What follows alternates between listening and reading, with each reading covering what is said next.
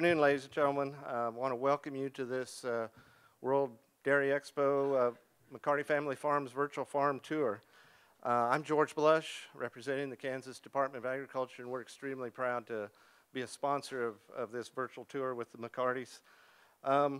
In Kansas, of course, agriculture is the biggest, by far, the biggest industry in the state of Kansas. We're second in cropland, total cropland, irrigated acres, second in all cattle and calves on farms, third in cattle on feed, third in red meat production.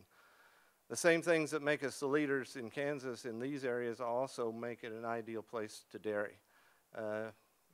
Kansas is kind of a sleeper state. We're 16th in total milk produced, which may surprise some people. 13 years ago, the McCartys recognized Kansas as an opportunity to expand their business and their operation. They moved to Kansas. Recognized that it was a good place to dairy. And so without any further ado, I want to introduce Ken McCarty and let him get on with the virtual farm tour. It's okay, I'm going to not stand behind that, but we've put together a video on 6 different segments that outlines different aspects of our 3 facilities. So we're going to play each segment and then have a brief description that myself or Brock Peters, who manages one of our other facilities, will do. And at the end of it, then we can have a question and answer period. So, if you would.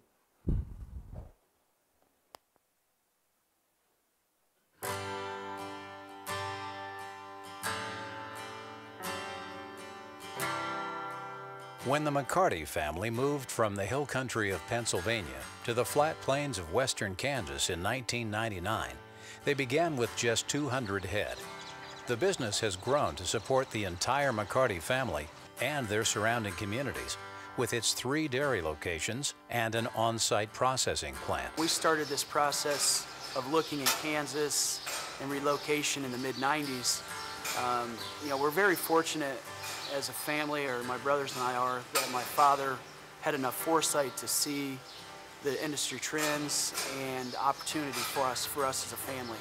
We moved out here wanting to work together, and we always said there'd be a right time to do it, and fortunately the time's come, so we can do it now, which is nice. A tradition since 1914, the McCarty family is still working together on the family dairy.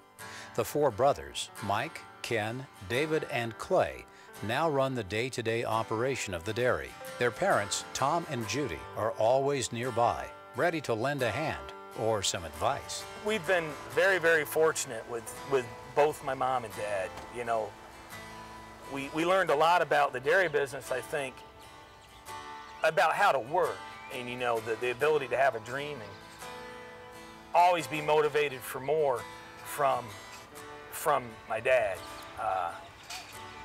When it came to moving out here, the thing I've given them the most credit for is they've allowed us to kind of say, hey, this is our vision of how we want this business to grow, and have always been extremely supportive about if we wanted to expand, if we wanted to enter into a whole new type of business relationship like we just did here recently. But also, hey, Dad, they've allowed us to make mistakes and never really criticized us for those. I mean, you get the I told you so once in a while from Dad, or I told you that wouldn't work. But they've always been supportive of what we've tried to do. Family is important to the McCartys, but it doesn't stop with the 4 brothers. The McCartys family has grown to include employees on the 3 dairies and in the processing plant, and their families too. All of these employees live and go to school in rural western Kansas, the same communities that McCarty Family Farms call home. We are a family farm. We're a large family farm, but we've got a lot of extended families here working with us. We feel growth is necessary to continue to provide them more upward movement. We take a lot of pride in seeing guys and girls grow up with us, take on more responsibility, and allow us to do more. So if we expand, they get more opportunity, they can improve their quality of life, hopefully, and we all win. The McCartys know it takes a lot more than 4 brothers to run a dairy of this size, and it's their job to set the example for both their employees and their community. That was something that I think my dad was very good at in Pennsylvania, and he always tried to teach us boys that, hey, you know, he had a lot of sayings for, if the hired man was a foot deep in it, you best be 3 feet deep in it. And a lot of those mentalities we brought with us here.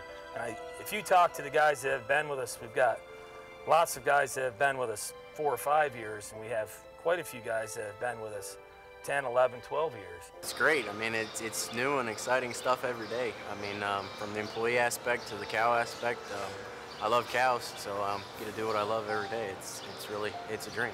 If you ask our employees, they're part of the family. You know, that's how they feel. My family very happy with this. My wife, my kids. I know Mike's family, I know Mike's wife, Mike's sons, Mike's father. So I know everybody. That's why I feel like in my family too. The McCartys take this inclusive approach to work seriously when bringing new employees into the family on the dairies or in the processing plant. When we look for the type of coworker we want, we're looking for attitude, character. When they're here at 2 o'clock in the morning when we're milking cows, which this dairy runs 24 hours a day, are they responsible enough to make the right decision? Are they responsible enough to care about that animal like I would care about it? That's what we're looking for, care, try, and want.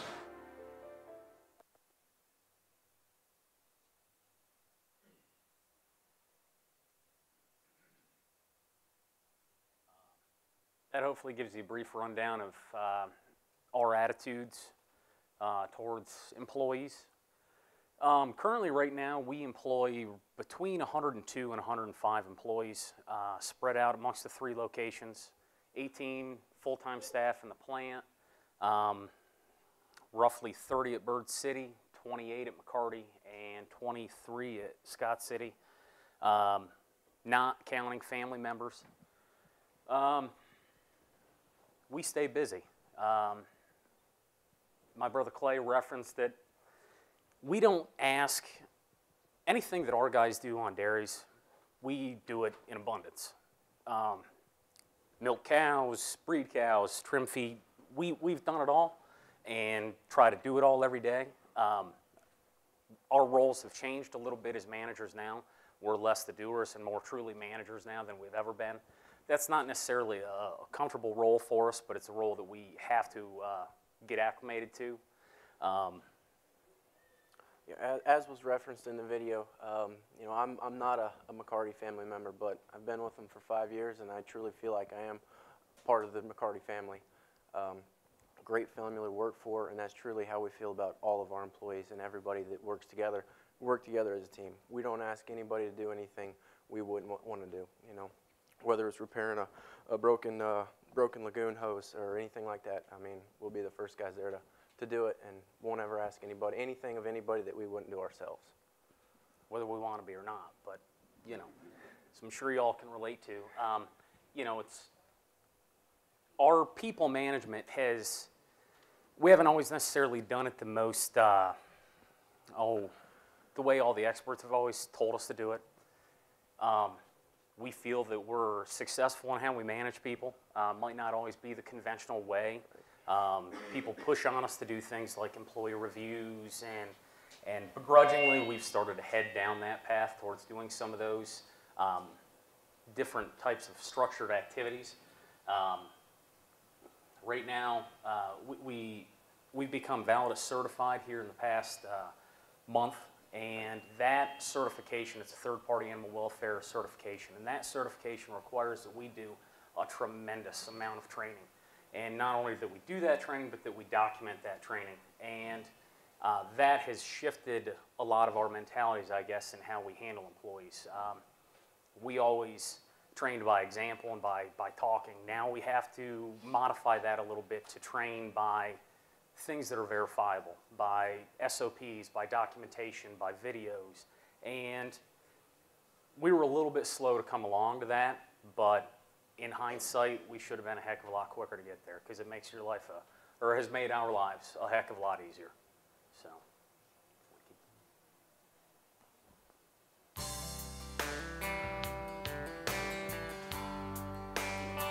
Cow care is of utmost importance to the McCarty family. As the dairy grows, it becomes more important to manage herd health by putting processes in place for employees to follow.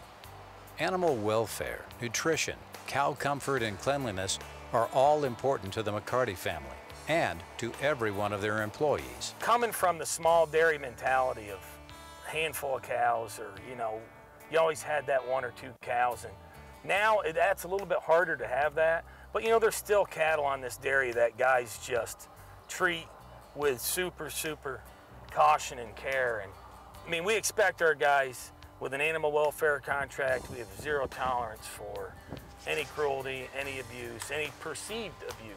And I can assure you that we're pretty demanding on how guys are going to take care of cattle. We're about the protocol. That's why I'm checking the cameras every day. I'm trying to see how they work. I'm call somebody and talk, I'm tape it and show the video and say, I don't want this. Calm and content cows on the McCarty farms produce more milk, but they also make the farm a safer and better place to work. Well, the bottom line is calm cows produce more milk. If you've got hyper-excited cows, they're going to be nervous all the time. They're going to be running. They're going to be a danger to themselves and to the employees. So every employee that comes in as new hire training, they go through proper animal handling techniques. Don't yell at cows. You don't hurt cows. You treat cows with love and kindness. Every cow here is a mother. You need to treat cows like you treat your mother. I don't yell and scream and push my mother. I mean, that wouldn't fly. So that also doesn't fly with the cows. And the cows truly do pay the bills around here. So if the cows aren't happy making milk, then our employees aren't going to be happy. I'm not going to be happy. Nobody will be happy. Cow care is paramount to the McCarty family. They inspect each cow every day and ensure that all of the cattle have plenty of access to nutritious foods and clean water. The clanging you hear behind us are the head gates for the cows. Each morning we deliver fresh feed to the cows. The cattle come through when they eat. We catch these in the head gates, and that allows us to do a quick physical exam on the animals to ensure their health, make sure everything's fine, and then we quickly release them to let them go back, lay in the sand bedding, drink water, roam freely within the pen to do what they want. The nutrition to a cow is a very important part of her milk production and her health. If we don't feed cows correctly, feed them too much of the wrong ingredients, you don't get the milk at the optimum level you should as cows need. And I always relate it to, for example, your parents make sure you eat the right things. The people in the cafeteria do. Well, we have a nutritionist to make sure our cows eat the right things. We have a nutritionist. He comes in here monthly, checks, examines our feed, and makes sure everything's healthy for the cows. In this ration, we feed a lot of corn silage, alfalfa hay, cottonseed, canola meal, flake corn, corn hominy, a molasses mix for some sugar source, and then they have a mineral package that is also mixed in there. In addition to proper nutrition, cow comfort and cleanliness are important to keep the cows content and producing more milk. Clean and comfortable cows also help the McCarty family deliver a better product to the consumer. Cow comfort, happy cows is extremely important. Cow comfort, low stress levels allows the cows to produce more milk. The most important part of cow cleanliness is the main concern is making sure the udder and the teats are clean. That goes back to cleaning the beds properly. If a cow has a wet bed, she's going to be dirty. We go through, we rebed the stand stalls, make sure they're clean, groomed, dry, everything's perfect and pristine. So that way when our cows do come to the parlor, they're as clean as they can be before our milkers even touch them. We make the beds for these cows 3 times a day. We come through, we groom, we fluff, we aerate those beds, so the cows have a nice soft bed to lay in. From a stall barn like we had to what we have today, the cattle can move, well, they go to work for like an hour, 3 times a day. They go back to a perfectly manicured diet. They have a manicured sand bed to lay on, access to water. Anytime they want to lay down, they can lay down. They can get up, have a drink, but they go to work 3 times a day. They have a good deal. That good deal is beneficial to the consumer.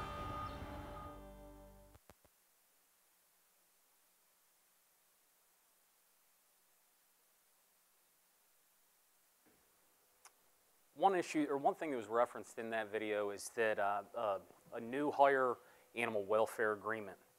All the employees that come to work at any of our dairies, even subcontracted employees, whether they be custom breeders, what have you, they have to read and sign off on an animal welfare agreement that basically informs them of the zero tolerance policy that we have on all of our facilities.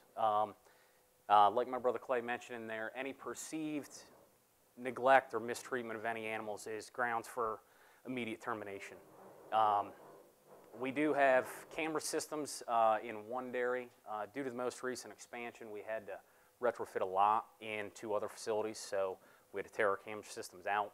But the first line of defense there is hiring the right guy. We try to hire guys that have what we hope is integrity. To reinforce that, though, because we can't be there 24 hours a day, to reinforce that, we do have monitoring systems. We do covert missions at night to double check on employees just to make sure that, hey, guys in the parlor are using the routine the right way, that feed's being pushed up at the time that it needs to be, the guys are in the maternity pens when they need to be there. To supplement that, we've implemented a lot of just checklists and protocols where guys write down when they were in the maternity pen, so that, hey, like I said, if you hire a guy with integrity, hopefully he's not just going to write down his hours there first thing when he gets to work at night and go sleep on some calf grain. But I'm not going to say that that's never happened, but it certainly has. We've also, as I referenced earlier, just been certified, Valda certified. I believe there's less than 25 dairies out of, as of February, over 51,000 dairies in the United States. Less than 25 have been Valda certified. We've also been DQC certified, BQA certified. We're always trying to raise the bar in terms of animal welfare, animal comfort. Being directly tied to a processor like we are, we feel that our responsibility to, our responsibility to convey to the consumer that animals are treated properly is greater now than it ever has been. We've always tried to practice the utmost in respect and care for our cattle, but we feel that our responsibility in our relationship with Dannon has been increased. The bar's been raised for us. Yeah. I mean, as Ken said and we said in the video, it all comes down to having the right people. You know, we can't be there 24 hours a day. The bottom line is you've got to have the right person in place that you can trust to care for the animals, do the job the way he's supposed to do it, the way he's trained to do, the way he's documented to do it, and just and rely on him. But yes, it still need to follow up, and it's still human nature. I mean, they still have to practice, have to train, and have to watch. That's all it comes down to.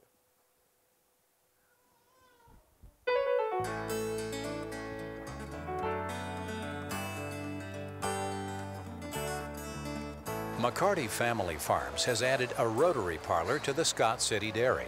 This transition from a traditional parallel parlor is easier on the cows, more efficient for labor, and helps produce a higher quality product for the consumer. This is the first opportunity I've had to work with a Rotary Parlor. A little hesitant at first, coming from all parallel barns, coming down to this, you know, it's like, wow, I don't know what's going on here. But in a cow milking standpoint, cows are comfortable. They step onto a platform and it spins around. It's real slow, about 7.5, 8 seconds per stall. It's a lot more labor efficient as they're milking cows. You can place your employees in a 3-4 foot area where they have to just stand and do a job, you know, and they rotate shifts and they rotate positions. The Rotary Parlor lets employees concentrate on a single step in the milking process. From a labor standpoint, it's a lot easier to train, and it's a lot easier to make sure your guys are doing their techniques properly because they're only focused on one thing at a time. The slow but continuous movement of the Rotary Parlor keeps the cows still and calm, while also allowing employees to focus on a specific task. There are several stations that need to be manned during the milking process. When the cow enters the carousel, the guy is stationed within the first stall. As it comes in, the cow comes to him. We use an iodine-based pre-dip to spray on the teats as a cleaner. We spray it on with a dip gun, and then we use the other hand and we pre-strip the teat, check and make sure the milk's good, check for abnormalities or anything that's not good with the milk. Then about 4 stalls later, about 30 seconds later, there's another guy using a towel to dry the teats to finish the cleaning preparation. Once they're cleaned, about 60 seconds after him, there's another guy stationed and that's where we attach the unit. So from 90 seconds from the time she enters the parlor to the time the unit attaches, she's starting milking, and then she's got the other 7 minutes on the way around the carousel to get milked out. And then on the back side, right before the exit of the carousel, is my final employee, and he's there with another iodine-based, but it's a post-dip this time. It's a little higher concentrated iodine. We post-dip the cows. That way it keeps the teat clean while the cows come back to the freestall and lay in the beds. As you can see, milk quality is the top priority for McCarty Family Farms. The Rotary Parlor is efficient for both employees and cows, allowing for multiple opportunities to make sure the cows are clean and sanitary, as well as providing a high-quality product. After just a few minutes of milking, the cows are returned to the free stall barn, and the employees continue to focus on the job at hand.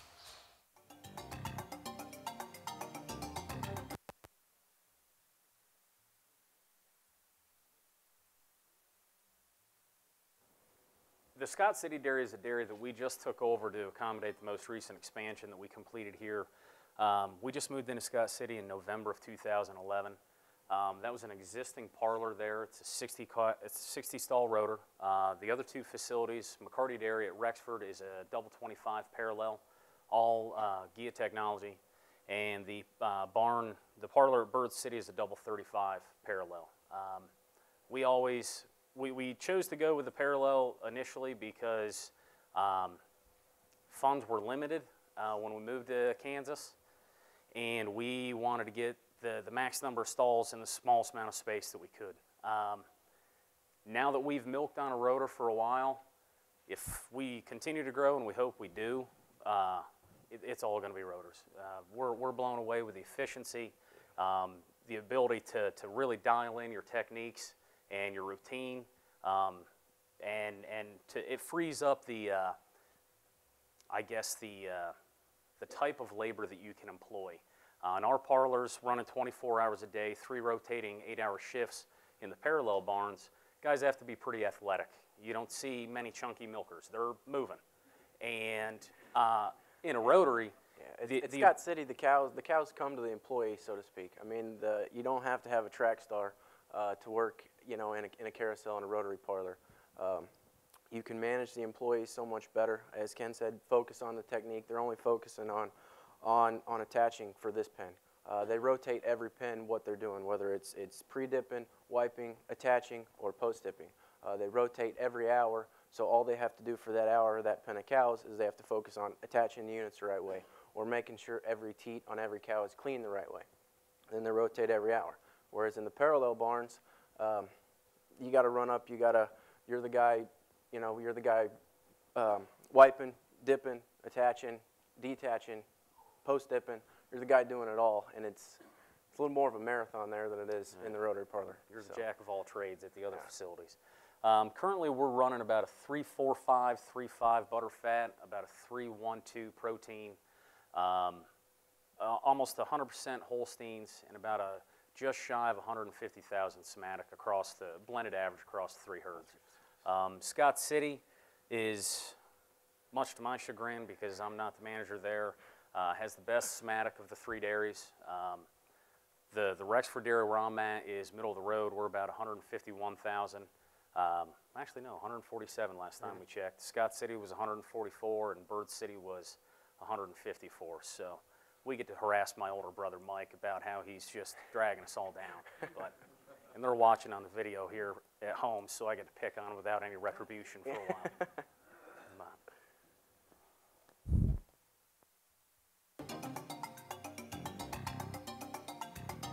The processing plant in Rexford is the only one of its kind in North America. Milk from over 7,000 cows, milked 3 times a day, is sent to the plant to make cream and evaporated milk for the Dannon Corporation. Plant Manager Joe Gillespie explains how the process works. Hello, my name is Joe Gillespie. Welcome to McCarty Family Farms' new milk processing facility. This is where we bring the raw product from our farms into our processing facility for further process. You can see from my hairnet, safety glasses, earplugs, and beard net that we maintain good safety management practices here at McCarty Family Farms. Here, one of the 10 tankers that we receive a day brings milk in through a pipe system, and we're stored into the raw storage tanks you saw outside before. This is the raw storage room for McCarty Family Farms processing facility. When we take the milk in from our 3 farms in Bird City, Rexford, and Scott City, this is where we place the milk. The milk is brought in tankers. We bring the milk from the tankers through a piping system into our plant. The milk is stored in one of 2 50,000-gallon storage tanks. These 50,000-gallon storage silos are equivalent to 400,000 pounds of milk. Once the milk is received into these silos, we store it here until the milk is ready to be processed. This is raw milk, which is basically unpasteurized milk. At the completion of the process, we will have pasteurized it, but this is where the milk product coming from the farms begins. As you can see here in front of me, these are the mix-proof valves that we utilize for our product. Only in this room do we have valves that control the flow of raw milk from our tankers into our storage silos, and then from our storage silos out to the pasteurized process.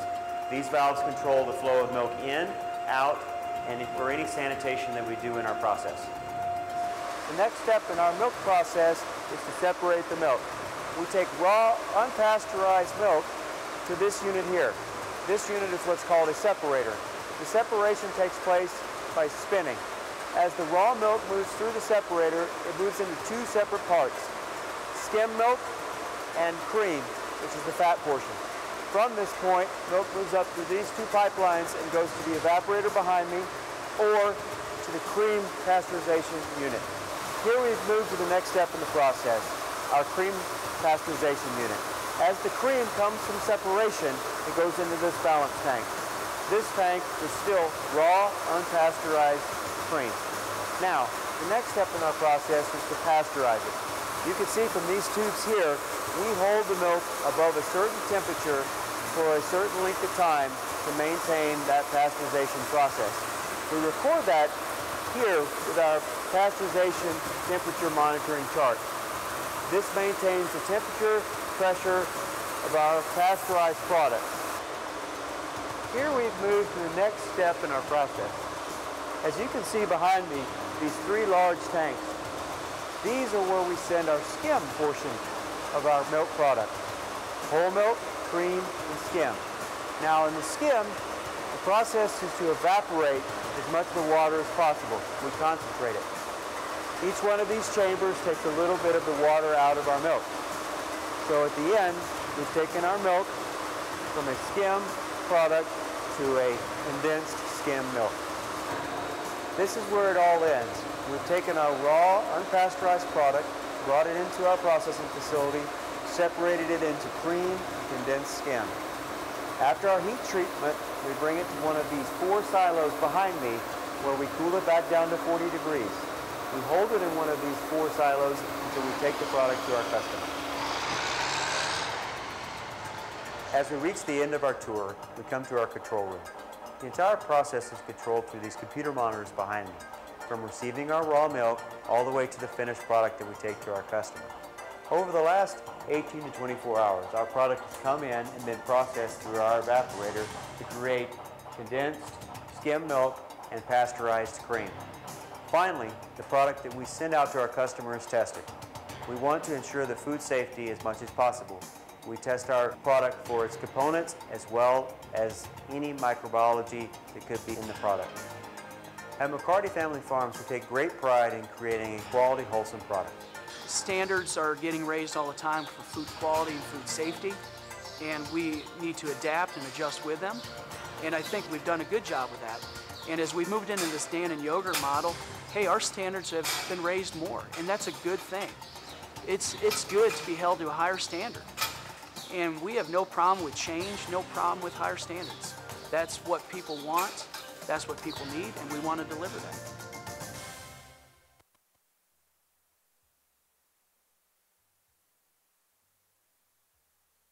Plant that was the most recent adventure, I guess.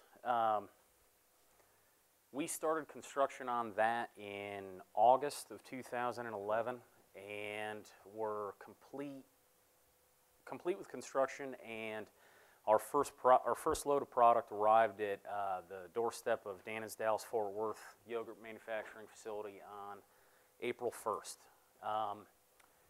That facility runs 24 hours a day. Our dairies all run 24 hours a day. Joe Gillespie, our plant manager, was formerly our herd veterinarian. And we've been very, very blessed to have him come on staff. He's a brilliant man and way smarter than any of us are. We couldn't handle the plant, and he far and away does a fantastic job doing it. The quality parameters that we test coming out of there, he hits them every time. Far exceeds, I hope, Dannon's expectations for the product that we deliver to them. We bring in only our own milk into that facility, and we sell none of our raw milk to any outside sources. The cream all goes to Daisy Brand Cream in Garland, Texas, and the condensed skim exclusively goes to Dannon in Dallas Fort Worth. Right now we're processing about 515,000 pounds a day with the ability to process, maybe another semi-load a day through there, depending on how hard we want to run it. My brothers and I always want to run it harder. Joe, who actually has to manage it, doesn't necessarily want to run it always this hard, but he's probably the one that's right, though. Out of the roughly 10 to 11 semi-loads of raw that arrive there every day, we ship approximately 3 loads of condensed skim to Dannon, and about 3/4 of a load of cream is produced there every day.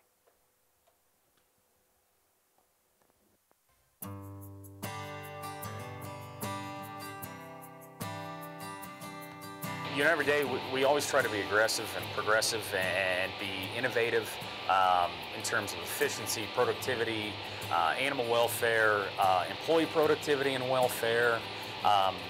We're always trying to be better than we were the day before. It's this mindset that keeps McCarty Family Farms sustainable in terms of staying economically viable, supporting the surrounding communities, and protecting natural resources. We've always tried to be as progressive in terms of sustainability as possible. We've always tried to do more than what was required of us by the state in terms of environmental audits, that sort of thing. Every bit of water that we use on the dairy is reused multiple times. You know, every bit of fresh water that the cows drink or that gets flushed in my parlor gets sprayed out of a hose. It ends up on our lagoon. It gets used at least once in that lagoon to come back. We use a recycling pump in my lagoon to come back and flush the barns. Once it's flushed the barns, I also have another pump in the lagoon that we used for several pivots. We used to dewater and fertilize the land. The McCartys have always cared for the cows and the land. But with growth comes new challenges about sustainability for the future.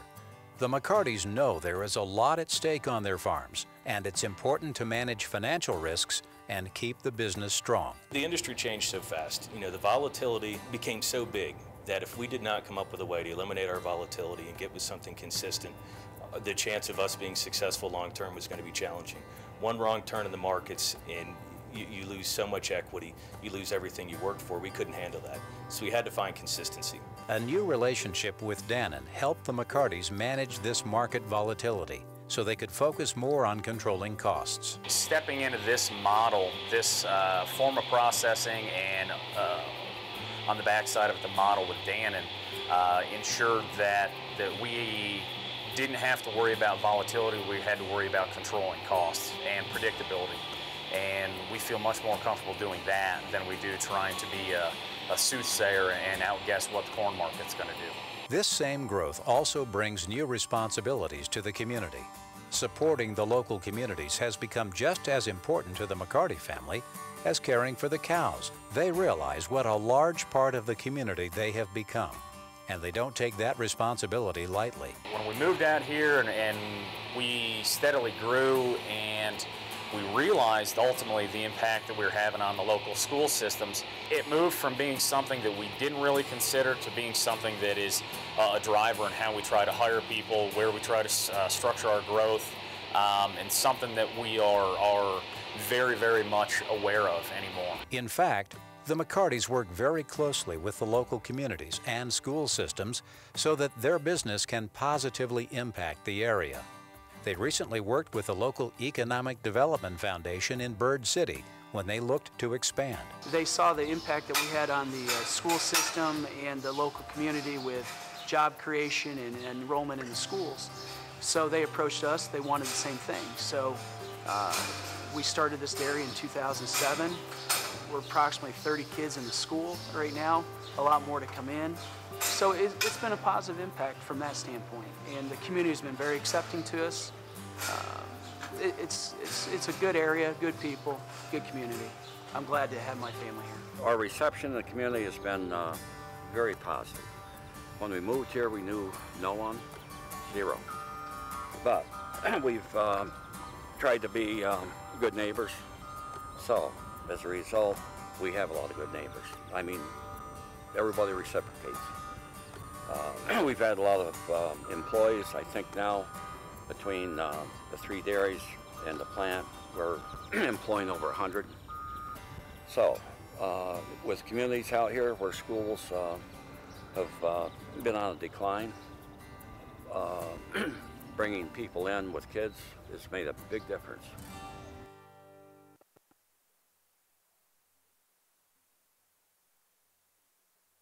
I don't know how the communities are where y'all are from, but in western Kansas, there's been a tremendous exodus of people.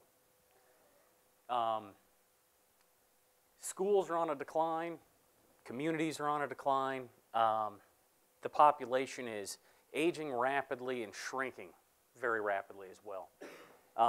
When we moved from northeastern PA, the economy there was very diverse. The impact that our farm had on a school was insignificant. When we moved out here, as we mentioned in the video, we were completely unaware of the impact that 30 kids or 50 kids would have on a school system. It's been significant. One of the biggest drivers that we have pushing us to grow is honestly the superintendents of the schools. So they want more kids. And how can we get more kids?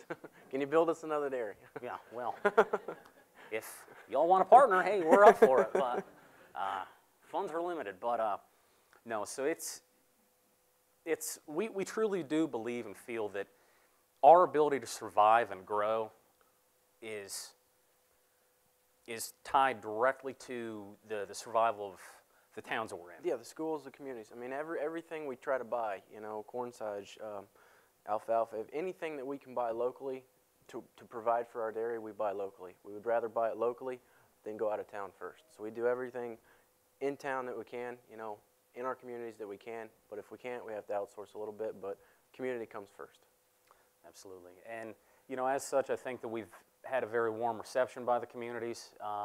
Being the new kid on the block, at times you do get taken advantage of, and that's just the learning curve that we've had to deal with.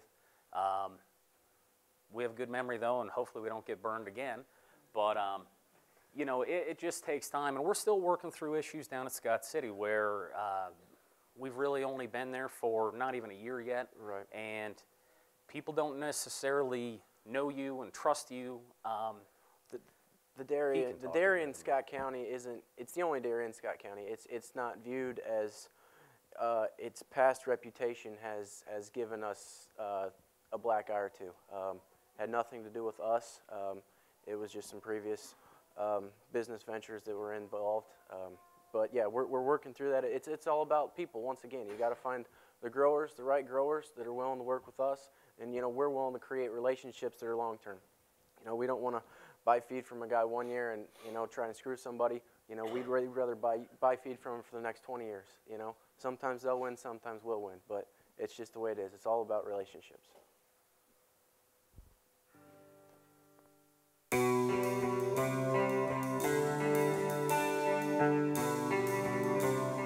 Everyone in the McCarty family believes in the future success of this business. They are all working together and committed to growing the McCarty family farms. They know growth will ultimately result in more opportunities for their family, for their employees, and for the local communities. You cannot be complacent. If you see an opportunity, you got to run with it. Maybe that's cheap talk, but Complacency doesn't work for me. We made a pretty bold move. It's worked. We've had a lot of scary moments, but you keep plugging away. We're incredibly optimistic and positive about our future. We certainly have no plans of quitting or of stopping, and we hope that we don't ever have to quit or stop. We love what we do. You know, we want to continually grow. There's always something in the horizon, because I'll say, couldn't we just have one calm day? But no, that isn't how their life is, so. Everyone at McCarty Family Farms takes their job seriously. They know their decisions and quality of work are important to keeping this business strong, important to the community, but also important to consumers. We're truly feeding the world. I mean, that's quite an amazing feat. You come to work every day making a true wholesome product, being able to see it on the shelf, you know, whether it be in a container or a package or a gallon jug. I mean, it's our milk, you know. I mean, that's pretty amazing stuff. The responsibility of feeding the world, I mean, we take it very, very seriously. As the land base is shrinking globally, as the population is growing, it's a challenge more and more to balance environmental issues with welfare, animal welfare, a safe quality food.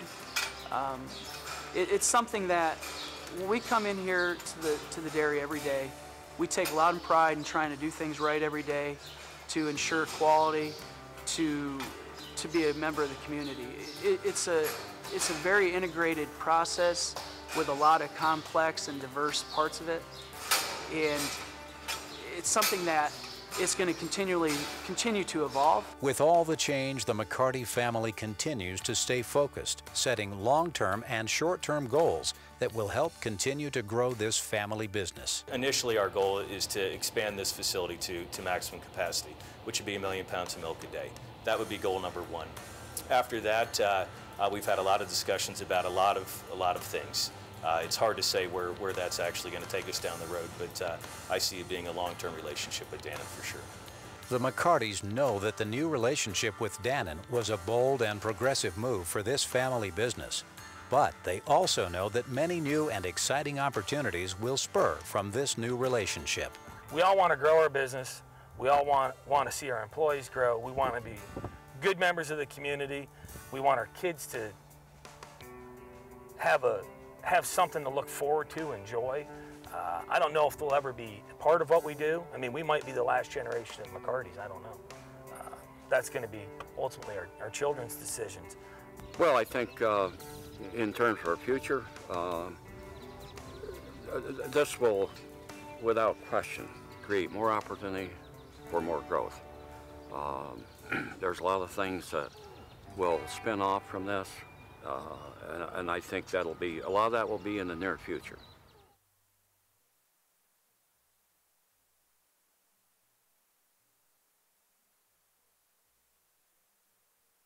That's us. It's way easier when you guys ask questions. So let's do that.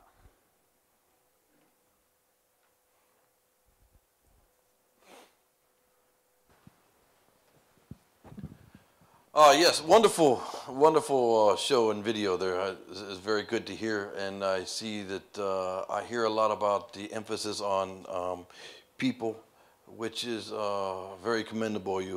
One of the questions I had, you have several dairies. How far are they located from each other? Are they close or are they farther away? They're basically about 110 to 120 miles from end to end. So the central dairy is where the processing facility is located, and that's the Rexford dairy. The Bird City dairy, which was the second dairy in our growth out here, that is located about 50 miles northwest of us. Scott City Dairy is located about 70 miles south of the Rexford facility. And these were facilities that were already standing and you purchased, or? No. The two original dairies, McCarty and Rexford, or excuse me, McCarty and Bird City, we built. They were nothing but a wheat field there prior. Scott City was an existing facility that at the time that we took it over was vacant. So we spent many, many months scrubbing and spit polishing and doing some repair work down there, retrofitted the parlor, that sort of thing to get it up to our standards and Dana's standards, and the state standards, and started it up in November. Very good. Thank you. Thanks.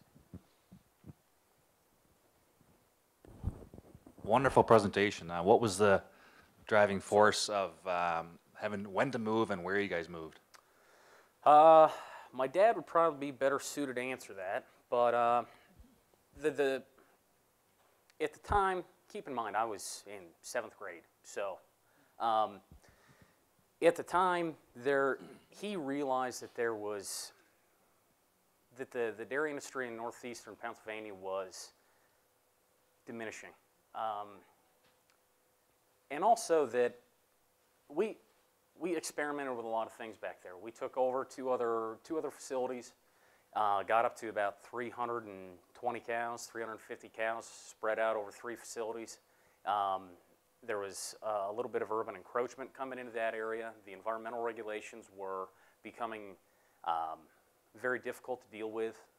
The general public had the desire to have an idyllic version of a red barn and cows on pasture, but not the realities of animal ag. And also, we didn't have the opportunity to really grow large enough to support, at that time, my 2 oldest brothers. Or we didn't think we could. Some people have been able to do it, but we didn't think that we could. So Dad just said, we're moving. We did, so. And how old are you now? 30.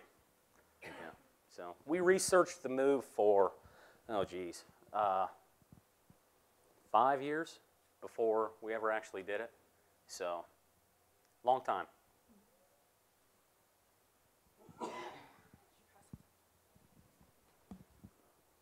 So I see that the Kansas Department of Agriculture sponsored your session. Did they play a role in getting you over to Kansas and settled in Kansas? Are they recruiting for more dairies now?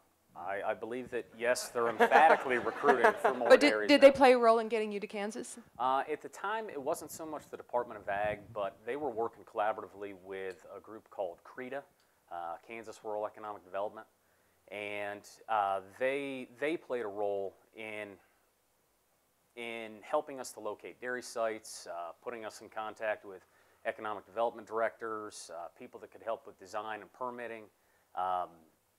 They help do some of the legwork. It's difficult to do a lot of that when you live 1,500 miles away, you know. So, but yeah, I think they would agree that yes, more dairies. So. Question on your close connection to Dana. How much negotiating power do you folks have when you're tied into this large corporation who kind of can play their cards and you have to take whatever they give you in terms of your marketing kind of program? Well, our agreement with Dannon is a cost plus model. So the negotiations are already done. We did that 2 years ago. Our relationship with them is fantastic. It's a very open line of communication.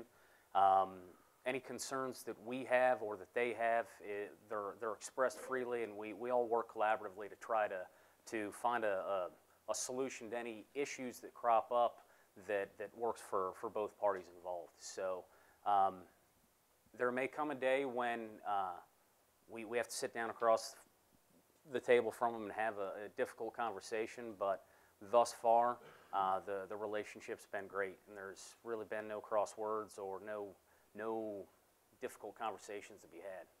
So do they tell you what they're going to offer you for a given contract time? Or is that a negotiable element each year, or how do you work at that price Our agreement's based on a cost plus model. So we do cost projections, and ultimately that determines the pay price with a guaranteed margin on it. So you think you know what your break-even costs are for Absolutely. production?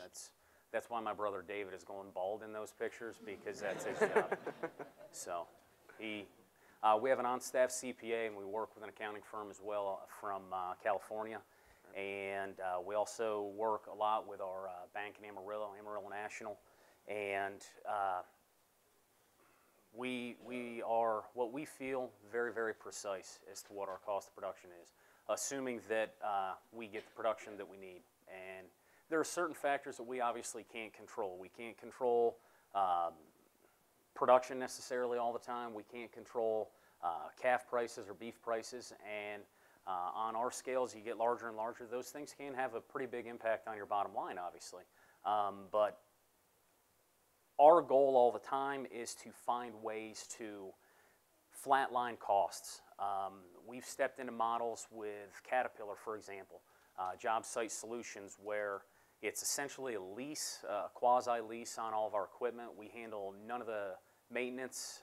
They do all that, but I know that 9 months from now, I'm going to spend the exact same amount on that loader as I did today. We've done the same thing on our tractors, on our mixers. We've tried to find ways to take highly variable cost sectors on our budget and reduce or hopefully eliminate that volatility. So, like we mentioned in the video, our job now is to try to be cost controllers and not try to outguess the market. We're still developing a lot of programs in terms of hedging feed and that sort of thing. We don't own a large enough land base to control all of our forage needs, but we work very closely with a lot of growers to try to control those costs and work with groups like Cargill and some other risk management people to try to come up with systems that give us predictability.